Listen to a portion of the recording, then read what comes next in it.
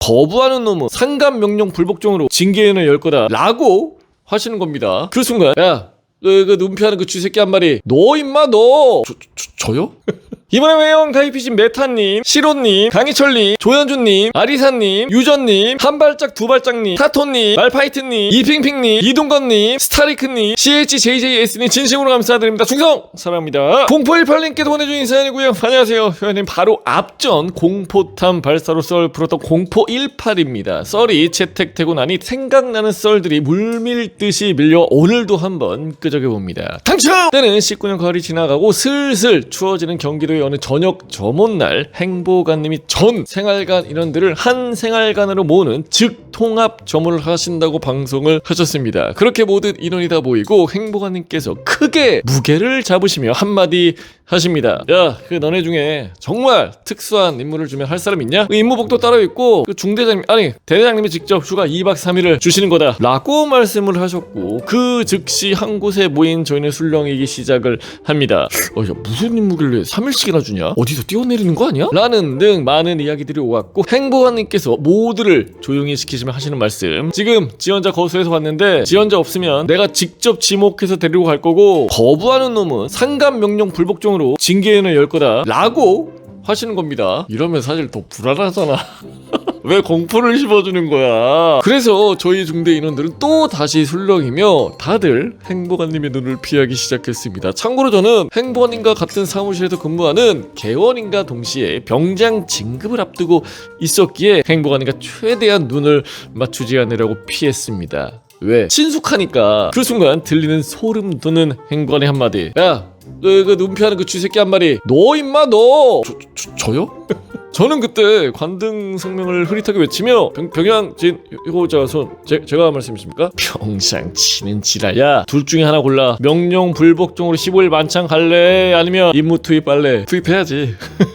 그 말을 들은 저는 울며 겨자 먹기로 임무 투입을 선택하였고 같이 할 사람 한 명을 지목하라는 말에 모두들 저의 눈을 피하는 게 보였습니다. 그때 저는 평소 마음에 들지 않았던 말년병장 한 명을 지목하였고 이야 잘했어. 화내는 병장이 얼굴을 두고 어차피 집에 갈 사람이니 보상을 붙여 말줄이나 더 길게 나가십시오 라고 웃으며 변명을 했습니다. 점호가 끝나고 다 같이 담배를 피우며 어떤 임무일지 막 고민을 하고 있던 찰나에 행무관님께서 흡연장에 나오셔서 담배를 하나 태우신과 동시에 꺼내는 말 한마디. 그 내일 임무 맡은 너네 둘은 점호 열애하고 밥 빨리 먹은 뒤에 그 상황실로 튀어와. 그 말을 듣는 말년과 저는 뭔가 잘못되고 있다는 생각이 들어 겨울인 날씨에도 식은땀이 나기 시작했습니다. 점호까지 열애하고 튀어와라? 급박한 거야. 잠을 잔 듯 안 잔 듯 매우 피곤한 상태에 몸을 이끌고 식사를 마친 뒤에 선임과 저는 상황실에 놓인 검정색 옷을 하나 발견하게 됩니다. 그때 점호를 마치고 들어온 행보관님의 말씀. 야, 그 전투복 위에 겹쳐서 입어. 포장을 뜯고 어떤 옷인지 살펴보니 검정색으로 된 원피스 방진복이었습니다. 그것을 본 저희 둘은 무슨 임무인지 생각하기보다는 정말 큰일 났구나 느끼고 서로의 얼굴을 쳐다봅니다. 행보관님께서는 그 외부에서 임무 수행 도와주신 분 오시니까 인사 깍듯하게 하고 그 말 잘 들어라. 그 말을 전해 듣고 정말 큰 임무인가 보다 생각을 했습니다. 때마침 외부인이 위병소 CCTV에 감지가 되었고 위병소를 통과해 들어오는 것을 보았는데 번호판도 저희가 흔히 보는 6회공이 아닌 그냥 일반 민간인 차량인 겁니다. 번호판을 먼저 본 뒤에 트럭에 짐이 실린 것을 CCTV로 보았는데 굉장히 큰 컴프레셔와 호스가 실려 있었습니다. 선임과 저는 그 순간 직감을 했습니다. 똥차다.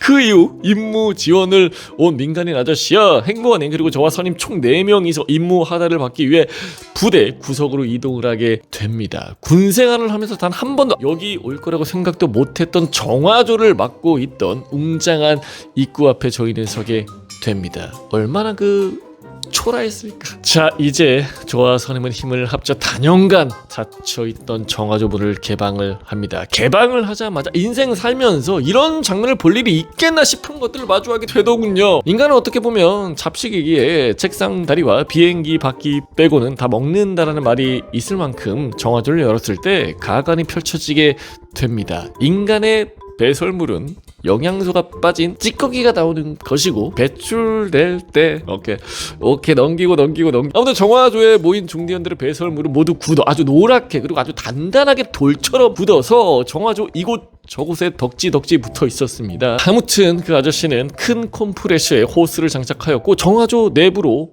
던집니다. 그리고 정화조 내부의 물들을 모두 빼고 나니 깊이 3m에서 4m 정도 되는 깊은 구덩이가 보였습니다. 그 순간 선임과 저는 직감했습니다. 아, 여기 들어가서 똥 굳은 거 빼내는 거구나. 하지만 그것만 하는 것은 저희 둘의 착각이었고 민간인 아저씨가 함께 똥 덩어리들을 치운 뒤에 배관을 교체하는 작업을 하게 됩니다. 저는 선봉에 서서 배설물 덩어리들을 치워냈기 때문에 선임이 배관 교체하는 작업에 아저씨와 함께 투입되게 됩니다. 내가 먼저 선빵 때렸으니까 우리 말년 병장님께서 후빵 때려라. 근데 잘못 교체하면 어떻게 될까요? 큰 사다리와 함께 정화조 배관에 매달린 선임은 단연간 건드릴 일도 없는 너트를 풀어내는 임무를 맡습니다. 몽키 스피너를 너트 크기에 맞추고 망치로 때려서 풀기만 하면 되는 아주 간단한 임무였습니다. 하지만 몇 년 아니 몇십 년간 풀린 적이 없던 너트를 풀려고 하니 당연히 안 풀렸고요. 선임은 생각보다 몸이 왜소하고 작은 편이라 망치질을 할 때 힘 조절이 안 됐었고 툭툭 이렇게 해야 되는데 툭 이렇게 한 거야. 너트가 조금씩 풀리는 그 순간 불길하고도 이상한 가스 새는 소리가 치 하고 들리기 시작을 합니다. 이윽고 선임의 작은 외마디 씨발 좋됐습니다.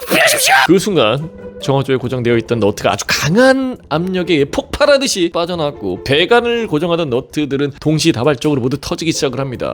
이게 가능한지 모르겠는데 안에 가스가 엄청 많이 차 있었나 봐. 근데 여기서 알아둬야 될 것은 고정되어 있던 배관들 속에는 전 중대원들의 묵히다 못해 썩어 빠져버린 배설물들이 모두 모여 있었고 플러스 가스까지 높은 사다리에 올라가 있던 선임은 다행히 풀려 날아오던 너트들은 보안경 방진복 등에 의해 보호가 되어 크게 다치지는 않았으나 반사적으로 넘어진다는 것을 인지하였는지 배설물이 가득 담겨있던 배관을 붙잡고 배관이 여기 있으면 배관을 이렇게 붙잡고 떨어질 거를 예방하기 위해 딱 붙잡았어. 이미 뚫렸어. 그 이후 선임은 터져 나오는 배설물들을 모두 얼굴로 받아내며 낙상사고는 면했지만 선임을 제외한 저희는 배설물을 얼굴로 받으며 배관에 매달려 있던 선임을 바라보며 경악을 아니 아무 말도 할 수 없었습니다. 강한 수압에 의해 튕겨져 나갈 줄 알았던 선임은 끝까지 매달려 버텨내었고 한 차례 배설물 폭풍이 지나간 뒤에 사다리를 붙잡고 지상으로 다시 올라온 선임은 한마디